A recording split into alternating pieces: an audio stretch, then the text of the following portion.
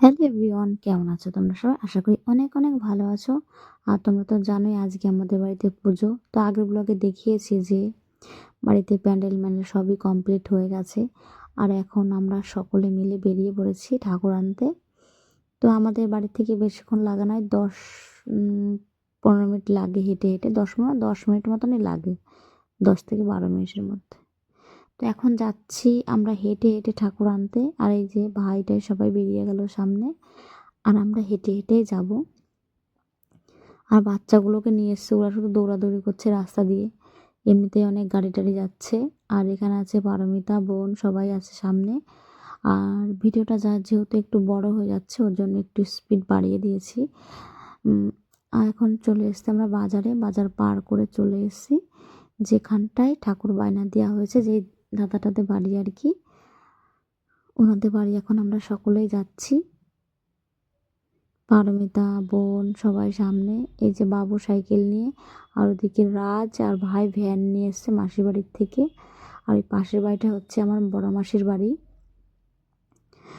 এখন এই যে ঠাকুর তুলে দিচ্ছে আর কি ওই দাদাটা, যে আর কি ঠাকুর বানায় আর কি সে। তো এখন ঠাকুর ভ্যানে তুলে নিয়েছে। আর তোমরা দাদাভাই ঠাকুর পাশে করে নিয়ে বসেই আসবে। আর বাড়ির কিছুটা আগের থেকে মাথায় নিয়ে তারপর বাড়িতে ঢুকবে।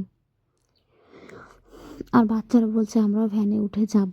তো ওদেরকেও ভ্যানে তুলে দেব, কারণ হচ্ছে ওরা অনেক ছোট মানুষ, অনেকটা হেঁটে এসছে। তো যে কয়জনকে পাড়া গেছে তুলে দেওয়া হয়েছে, আর যার যার ওঠার ইচ্ছা তারা উঠেও গেছে। আর এখন দেখো ঠাকুর নিয়ে বেরিয়ে পড়েছে। আর এত হাসি পাচ্ছিল এদের ভাব দেখে, কি আর বলবো। আর এখন সায়ন এই যে সামনে, বাচ্চারাও সামনে সবাই, ও সাইকেল নিয়ে পেছনে পেছনে যাচ্ছে। আর আমরা সবাই পেছনেই ছিলাম, ঠাকুর নিয়ে আগে আগে যাচ্ছিল আর কি। তো আমাদের আর কি আনন্দ, বাচ্চাদের আনন্দ দেখলেই বোঝা যায় যে না, কত আনন্দ করে এরা। তো ভীষণই খুশি সকলেই। আর বাবু, ঐশান, ওদেরকে আর কি বলবো, ওরা সব থেকে বেশি খুশি। বাচ্চাগুলো দেখো, রিয়াংশি বসে আছে ভ্যানে সব।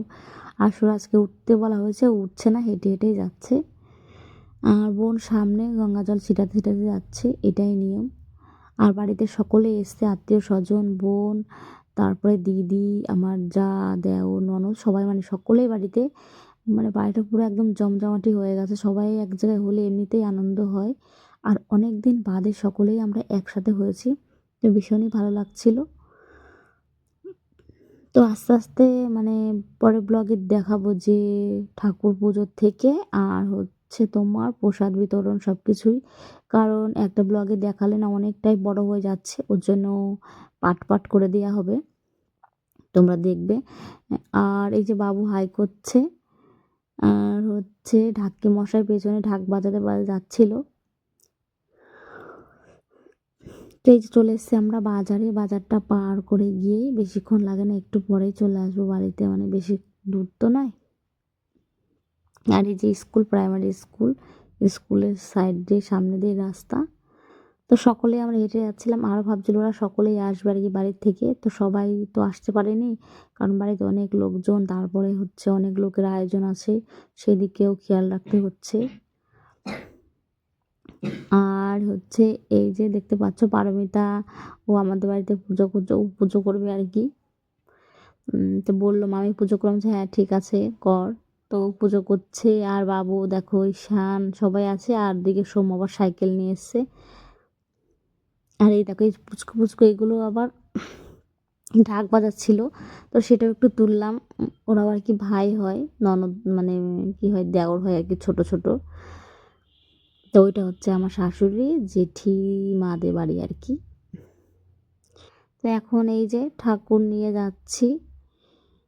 আর বাবু ওরা সবাই ভ্যানে উঠে আছে, ঢাকি মশাই ঢাক বাজাচ্ছেন। আর সকলে হেঁটে আসছি বাড়ির কাছাকাছি। আর এখন ঠাকুরটা মাথায়ও নিয়ে নেবে একটু পরে।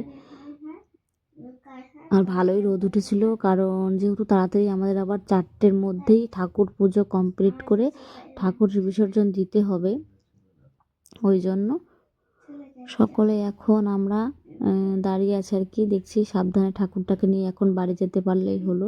তো সব কিছুই ভালোভাবেই হয়েছে আর কি, পুজো টুজো সব কিছুই। আর এখন তো আমার দাদাভাই এটা মাথায় নিয়ে যাচ্ছেন, আর ওনাকে ধুতি পরিয়ে দিয়েছেন হচ্ছে ঠাকুর মশাই, মানে ব্রাহ্মণ আর কি। তো উনি সকালেই চলে এসেছিল, প্রায় 9টার মধ্যে আমাদের বাড়িতে চলে এসেছিল। আর তাড়াতাড়ি পুজোটা করা হবে সেমনই, কারণ ব্রাহ্মণের কথা মতোই পুজো করা হচ্ছে, সব কিছু যেরকম যেভাবে বলছিল সেটা সেইভাবে করা হচ্ছে। তো এখন ঠাকুর নিয়ে চলে আসছে প্রায় বাড়ির দিকে। আর এই যে পারমিতার সামনে আছে।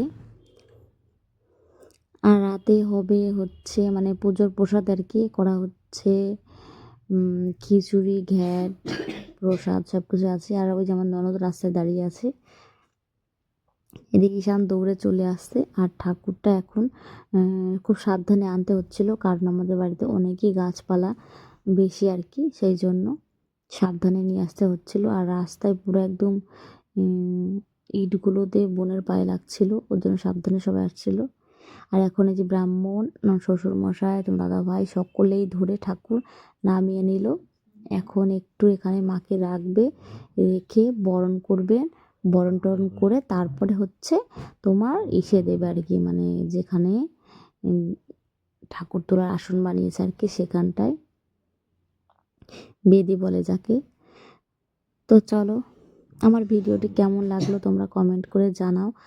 আর যদি ভালো লেগে থাকে তোমরা লাইক কমেন্ট করে আর সাবস্ক্রাইব করে আমার পাশে থেকো। এখানে এখন হচ্ছে আমার শাশুড়ি মা বরণ করবে ঠাকুর মাকে আর কি।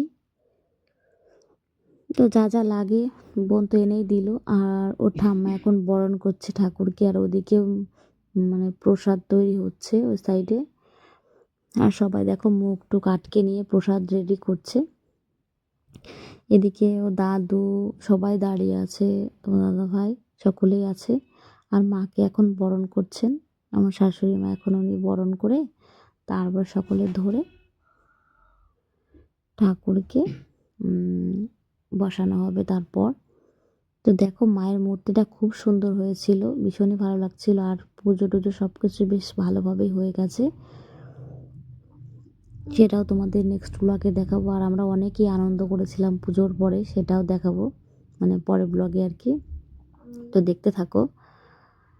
এখন মাকে বরণ করছে ধূপ ধুনো দিয়ে, তারপর হচ্ছে বরণ ডালা দেখতে পাচ্ছ, এগুলো সবই লাগে মায়ের পুজোতে।